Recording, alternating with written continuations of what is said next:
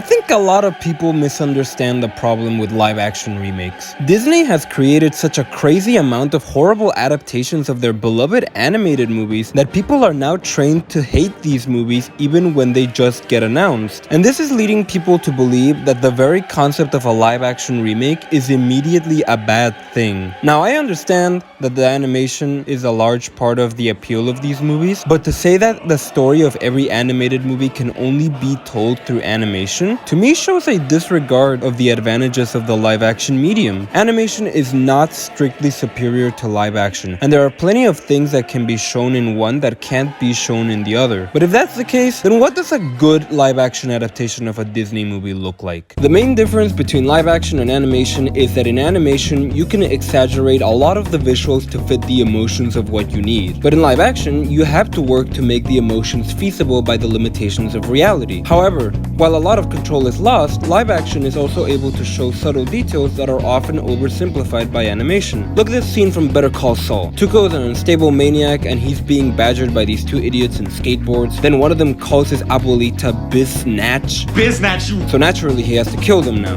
When you first watch this scene, you probably wouldn't notice Tuco's subtle change in expression upon hearing the word Biznatch, which signifies that he has now decided to skin them alive. Biznatch. But subtlety isn't the only advantage of live action. Sometimes a fun performance can breathe a new, unique life into a scene. When an actor fully immerses themselves into a character, you can get a range of emotions that can never be fully attained by animation. Look at J.K. Simmons in Invincible. He's playing a pretty terrifying character, but while his vocal performance is certainly making him much more intimidating, he's limited by the abilities of the drawings to show his full emotions. Now look at J.K. Simmons in Whiplash, who's also playing a terrifying character, and tell me which one is scarier.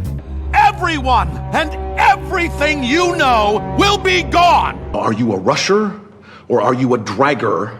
Or are you gonna be on my fucking time?! Yeah, I think I take the alien over the chair. When it comes to spectacle, a lot of people like to give animation the win because it is the very nature of the production. But I feel like a lot of people forget that there's a lot of appeal in technical aspects of live action. Look at musical numbers. Those are completely abstract displays of emotion. So what is their worth in live action? Well, the technical aspect, of course. Live musicals have existed for ages, and by showing the skill of the dancers, you can create a spectacle that can give a unique value to the live-action remake. Because even though the sequences don't have the colors or the fast movement, they still have the amazing choreography and the breathtaking dance moves. And I think the same logic applies to fight scenes. When the Cowboy Bebop live-action remake came out, people laughed at how bad the action was and how much better the original fights were because they were animated. But it's not like we can't have good fight scenes in live action. Some of the most impressive fight scenes in cinema are from live-action films, because great stunts are just as impressive as great animated fights. And the same goes for almost any emotional display in a movie. You just have to understand the strengths and weaknesses of each medium in order to be able to properly translate them from one to the other. So now let me give an example of how I would do one of these. And given the current events, let's look at The Little Mermaid. I haven't seen the live action remake, so I have an unbiased take.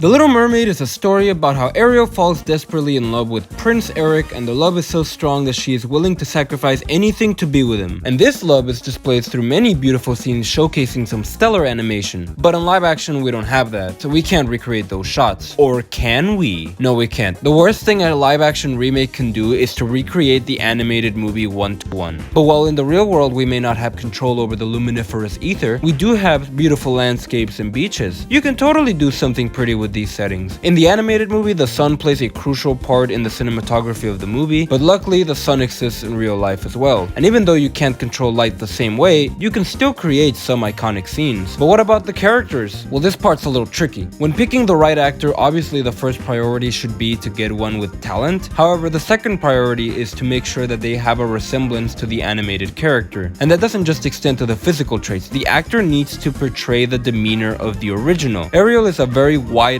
curious child with a bubbly personality, so it makes sense that the actress that plays the role also needs to have the ability to capture that innocence. So maybe you should pick someone like a younger version of Amy Adams or Amber Heard. Actually, wait, no, not her. The reason Halle Bailey doesn't really work is because she doesn't have the facial complexion to sell this character. Instead of looking like a curious, innocent little girl, she looks like she's about to eat Prince Eric like a predator. What's up with her eyes?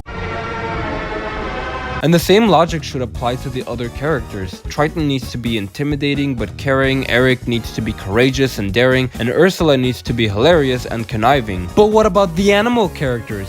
Easy. We killed them. Look, the truth of the matter is that we can't show every aspect of the animated movie in live action. Some things will have to be cut out, but that doesn't mean they have to be gone. This is where a writer would have to come up with something new to replace the aspects that are missing. Something that can breathe new life into the movie and give it its own worth. Maybe have some more scenes with Ariel and her dad. Maybe Ariel's sisters can be the influence that tries to get her to stay in the ocean. Or they could even sing under the sea. If you work hard enough, you can create scenes that, while not making people feel the same way as the original, can make them feel those emotions in a different way. And by add more scenes, I don't mean add more meaningless crap. I mean actual character moments. Even the climax of the original, which is a large action set piece, can still be an epic finale with a stronger focus on these new characters. And I'm not saying any of this is easy. Obviously, it will take effort to make. But at the end of the day, the original took effort to make. So it makes sense that an adaptation would have to try just as hard to live up to it. But this is also why we're never going to get good remakes from Disney, because they don't do it with the intention of being good, they do it solely for the profit. It's just that while I do understand why people don't look forward to these movies anymore, I also don't think people should be against the very essence of a live action remake, because I think if done successfully, they can elevate or improve upon the original source material. But for now, they're kind of like what video game movies used to be. They're bad now, but maybe in the future they'll work out fine. I'll just wait and see how the Avatar remake works out, because if that one fails, then I'm gonna totally lose faith in this. That's all I got for this video. Goodbye!